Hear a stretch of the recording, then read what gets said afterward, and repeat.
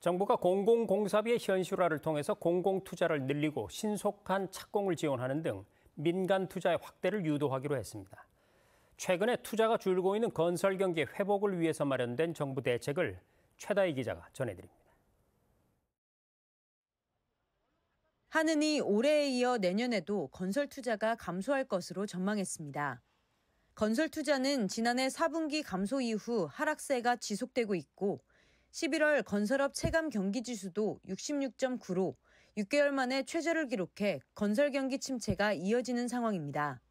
이런 가운데 정부가 건설 산업 활력 재고 방안을 발표했습니다. 정부는 건설 산업 활력이 제고될 수 있도록 공사 단가를 현실화하고 물가 상승분을 적정 반영하여 제값받고 공사할 수 있는 환경을 조성하겠습니다.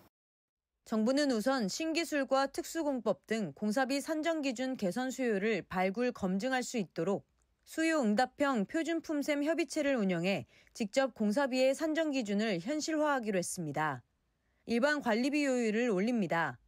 1989년부터 30여 년간 고정되어 있던 일반 관리비 요율은 그간 산업 여건 변화를 감안해 중소규모 공사 대상으로 1에서 2%포인트 상향합니다.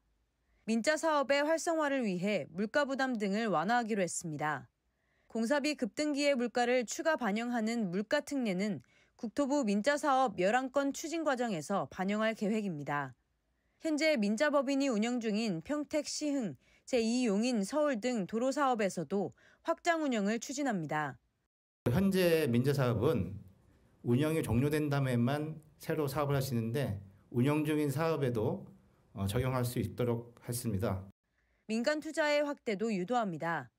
신속한 착공을 위해 정상 사업장은 PF 보증을 5조 원 확대하고 시공사 책임 준공 보증 가능 사업장의 경우 토지 신탁이 아닌 일반적 유형까지 확대해 착공을 지원합니다. 또한 일정 규모 이상 정비 사업장을 중심으로 공사비 갈등이 발생했을 때 공사비 분쟁 조정단을 파견해 사업 지연을 최소화할 계획입니다.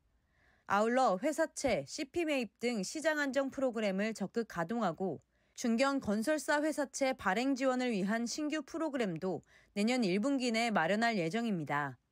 KTV 최다희입니다.